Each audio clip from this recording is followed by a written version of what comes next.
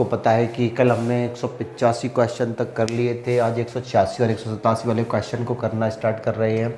तो 186 वाला जो क्वेश्चन है वो है 1 सही 1/2 प्लस 11 सही 1/2 प्लस 111 सही 1/2 प्लस 1111 सही 1/2।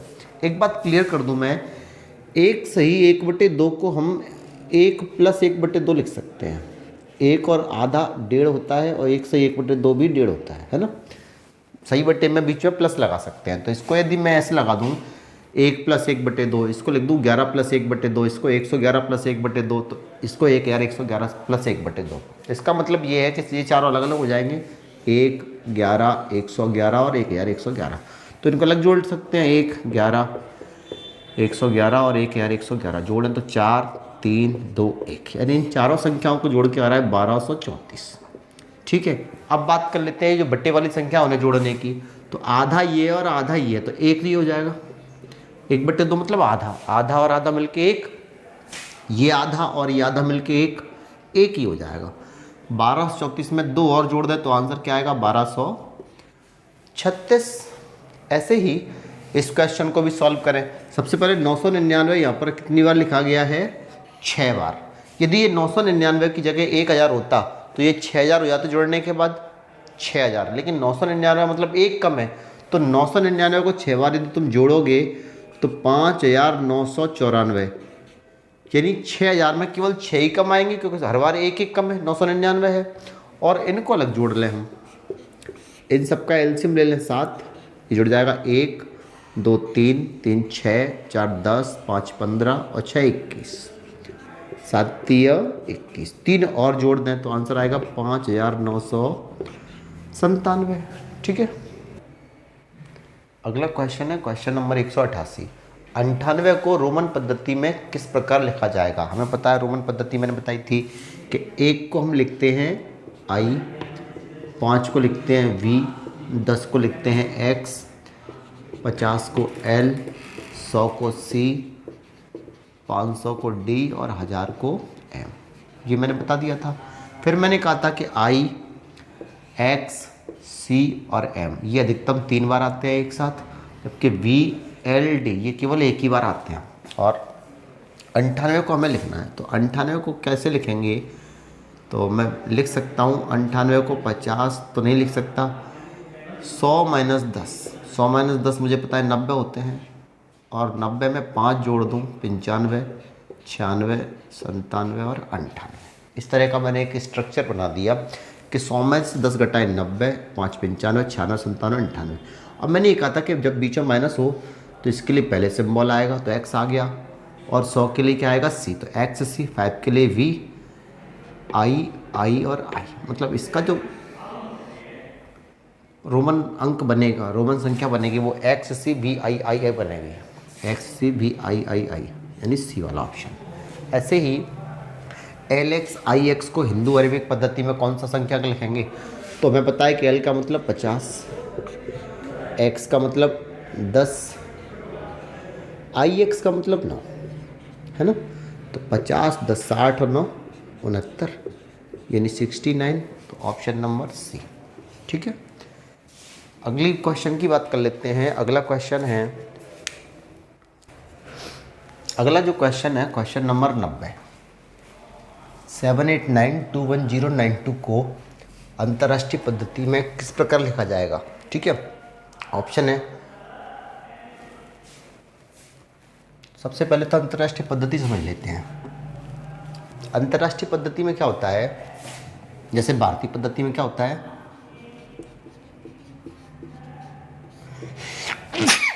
सॉरी, भारतीय पद्धति में हम क्या करते हैं, इकाई, दहाई, सैकड़ा, हजार, 10,000, लाख, 10 लाख, करोड़, 10 करोड़, अरब, 10 अरब, खरब, 10 खरब, है ना, इस तरह से चलते हैं।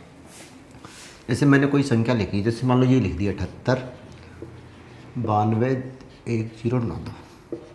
ठीक है, तो मैं ऐसे ऐसे पढ़ूंगा, इकाई, दहाई, सैकड़ा, फिर यहाँ कॉमा लगाऊंगा, हजार, 10,000, लाख, 10 लाख, इस तरह ये करोड़, तो 7 करोड़ 89,21,092, ऐसे मैं लिख दूंगा भारतीय पद्धति में। भारतीय पद्धति में क्या होता है, पहला कॉमा 3 के बाद होता है, फिर 2 2 के बाद कॉमा लगाते हैं। जबकि अंतर्राष्ट्रीय पद्धति थोड़ा अलग है। अंतर्राष्ट्रीय पद्धति में क्या होता है, जैसे मान लो ये संख्या लिखी है 78921092, ये संख्या लिखी है और हमको इसे अंतर्राष्ट्रीय पद्धति में लिखना है। तो अंतर्राष्ट्रीय पद्धति में हमेशा 3 3 के बाद कॉमा लगता है। और पढ़ते कैसे हैं, इकाई, दहाई, सैकड़ा, हज़ार, 10,000, 100,000, 100,000 के बाद यहाँ डायरेक्ट मिलियन, 10 मिलियन। इकाई, दहाई, सैकड़ा, हज़ार, 10,000, 100,000 भी होता है, जिसे हम 1,00,000 कहते हैं वो उसे 100,000 कहते हैं। इसके बाद million, 10 million, 100 million, billion, 10 billion, 100 billion, trillion, 10 trillion, 100 trillion, इस तरह से काउंटिंग चलती रहती है ना। तो इसको हम कैसे पढ़ेंगे, क्या लिखेंगे, मैं बताऊँ आपको। ये 3 3 के बाद यदि मैं कॉमा लगा दूँ तो इकाई, दहाई, सैकड़ा, हज़ार, 10,000, 100,000, मिलियन, 10 मिलियन, यानी पहले 78 मिलियन, 78 मिलियन,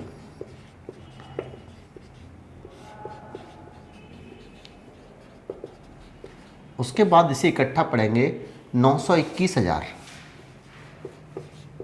921,000। ये कॉमा ये दिखाता है कि इसे हमको इकट्ठा पढ़ना है। इसमें हमेशा 3 3 के बाद ही कॉमा लगता है, जबकि भारतीय पद्धति में पहला कॉमा 3 के बाद, फिर 2 2 के बाद लगाते हैं। ये लिखा है 92।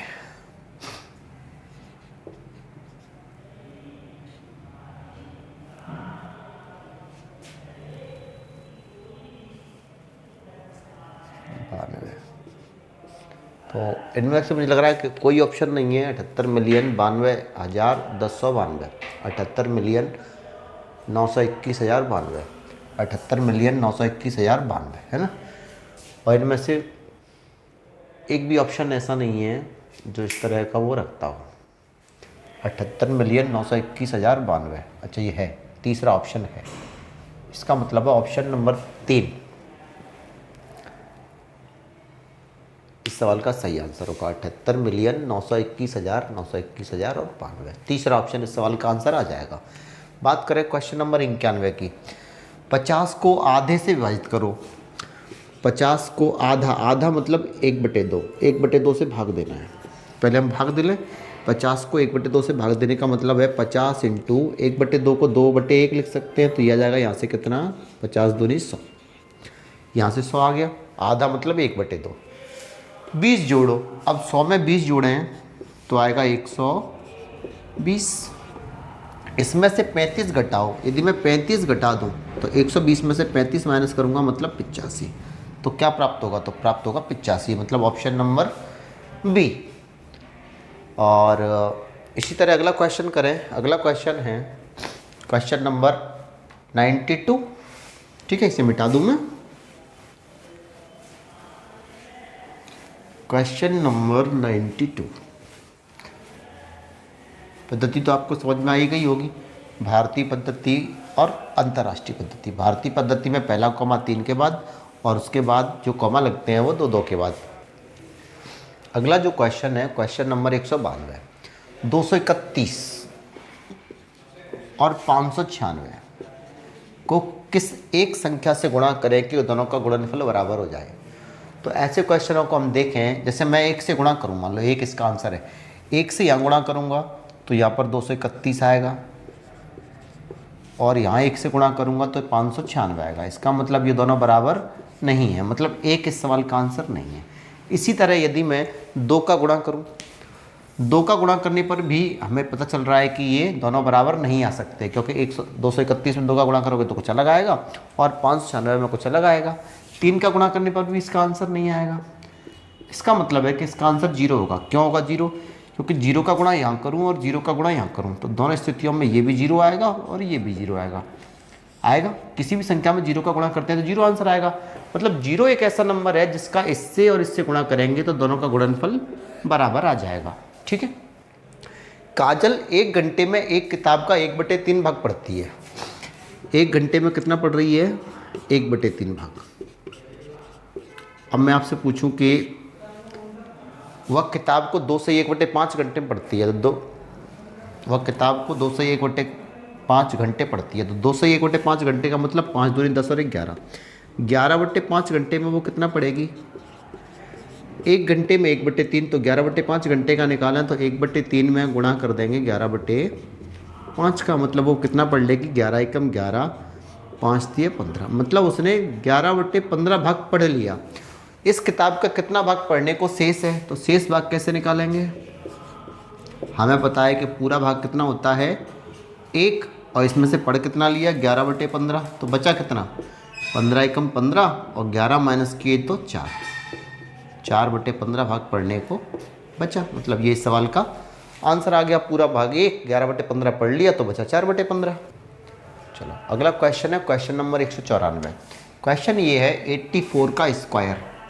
84 का स्क्वायर होता है 84 × 84। अब डिवाइड पहले सॉल्व होगा इस पूरे में, तो डिवाइडेड बाई 28, इसका मतलब है 28 को मैं अपॉन में लिख सकता हूँ, इंटू में 12 है, फिर डिवाइड को क्या करूँगा मैं इंटू में करूँगा तो 24 की जगह क्या हो जाएगा 1/24 इक्वल में 7 × x। ठीक है, डिवाइड को जब भी हम मल्टीप्लाई में लाएंगे तो संख्या पलट के लिख जाती है। जैसे 28 है तो 1/28, तो 28 नीचे पहुँच जाएगा। सॉल्व करें, 12 दूनी 24, 28 तिया 84, 2 से काट दें, 2 चौके 8, 2 दूनी 4, 7 से भी काट सकते हैं इसको, 7 छक्के 42 और 6 तिया 18, मतलब x की वैल्यू आ जाएगी 18। तो इसमें से ऑप्शन 15, 17, 19 मतलब नॉट लग जाएगा, नन ऑफ द एबव, मतलब इनमें से कोई नहीं। क्वेश्चन नंबर 195 की बात करें, यदि संख्या 132,943 के 1,00,000 और 10,000 इकाई, दहाई, सैकड़ा, हज़ार, 10,000, लाख। 1,00,000 हुआ मतलब ये वाला अंक, और 10,000 हुआ इकाई, दहाई, सैकड़ा, हज़ार, 10,000 यानी ये वाला अंक। स्थान वाले अंकों को परस्पर बदल दिया जाए, इसका मतलब 3 को इधर ले लिया जाए और 1 को इधर, तो नई संख्या मूल संख्या से कितनी अधिक होगी। बाकी अंक यही हैं 2943, तो ये इससे कितना अधिक है तो घटा के देख सकते हैं आप लोग। 0 0 0 0, 11 में से 3 घटाए 8 और 1, तो कितना अधिक है 1,80,000, मतलब ऑप्शन नंबर ए आज के लिए काफ़ी है।